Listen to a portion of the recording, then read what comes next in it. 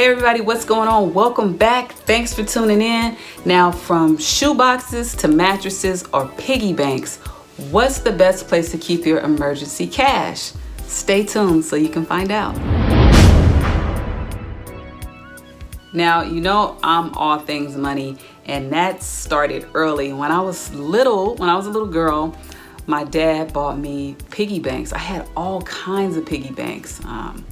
Actual piggy banks, and I remember I had this cute little it looked like a barrel and it had a combination on it. So when I got my birthday cards and it had cash in it, or my dad gave me some money, or I found some money, it went into my piggy bank. So there's all kinds of places and all kinds of advice of where you should keep your money, but some places may be better off for you than others. So you may have heard the financial experts telling you that you should keep between 3 to 6 months of emergency cash or money for a rainy day. And what is that? So all of your expenses, so if your rent, your mortgage, your cell phone bill, your car note, your insurance, everything that you pay on a monthly basis, add that all up and times it by 3. If you want to be safe, times it by 6. And if you want to be super safe, times it by 12, 18, so that you can find out how much money that you would need to keep aside in the event of a job loss or a job change, or you just want to chill out and not work right now. How much money do you need to set aside to be able to still live your life and pay your bills and eat while you're off and away from work? So when you come up with that amount, where should you keep it? You know, I know some people who are all about the Nike Jordan shoebox and will keep the money stashed in there. I know back in the day, some people will put their money in mattresses. Some people will hide it from themselves and not even remember where they put it and can't find it when they need it, which might be a good thing so that they can't just spend, but it's no reason to put money away if you can't access it. So most people typically just keep their money in a savings account, right? So you put your money there, the bank gives you 0.01% on any money that you keep there, while they're lending that same money out and charging 8, 10, 20% on the money that they're giving you 0.01% for. So 0.01% is not gonna make you rich. So there are other places that you can keep your money. So it's important when you're choosing where to keep your emergency cash that you keep it in a place that's liquid. And what I mean by liquid is readily accessible, like as easy as going into a shoebox and pulling your money out, or opening your drawer, lifting your mattress and taking the money. Being able to take money and access it when you need it, how you need it, and where you need it is really important. And also that you can take that money without penalty. One of the places that I recommend keeping your emergency cash is in a high yield savings account. And there's a lot of those. The rates change pretty frequently. You can Google some. One of the ones that I prefer is Barclays.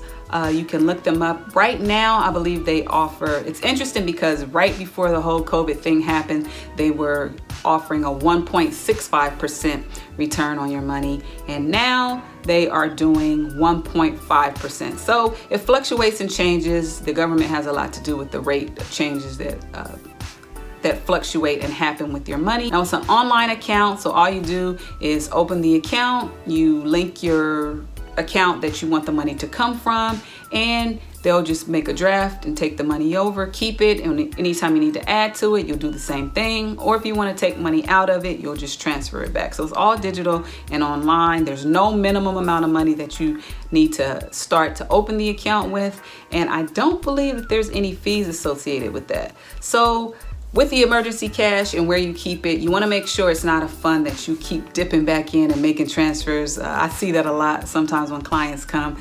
They feel good because they're transferring the money over into a savings place, but before the month is over, they're transferring it right back out. So when you have your emergency cash, you want to make sure that you're putting it in a place because it's, you know, for that rainy day, right? Or you don't need the money right now.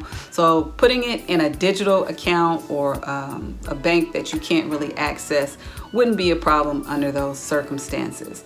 Back in the day, depending on how old you are, and I know I tell my age every time I tell these stories, but banks, they have been offering CDs since the beginning of time.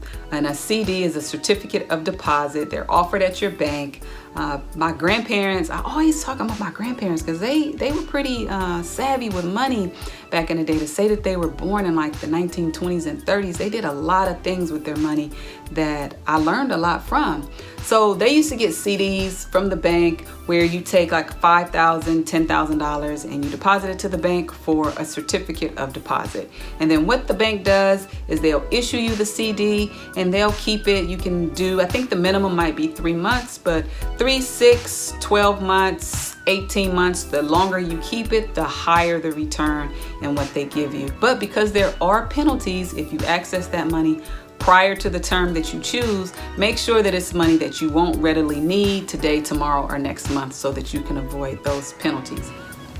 Another place that I recommend keeping emergency cash is in a money market account. Now they're very similar to a savings account or a high interest checking account, except they have usually higher minimums and higher returns. So let's say, I know right now the rates are changing, but let's say in a money market account, there's a minimum deposit of $10,000. So you put $10,000 in, and where a bank might give you 0.01% for that for the year, the money market account is going to give you 1.5%.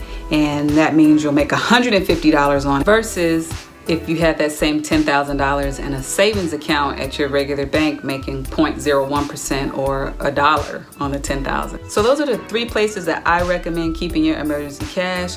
I'm curious, where do you keep your emergency cash? Do you even have any emergency cash? And what do you do? Do you have 3 months, 6 months, 12 months? Tell me about it. I'm interested to know. And if you're looking for a financial advisor or a financial coach to help you get on track, hit me up.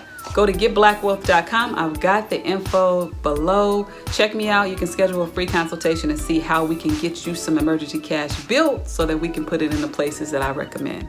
As always, make sure you keep in touch, subscribe, hit the bell so you get the notifications, follow me, like me, all of that.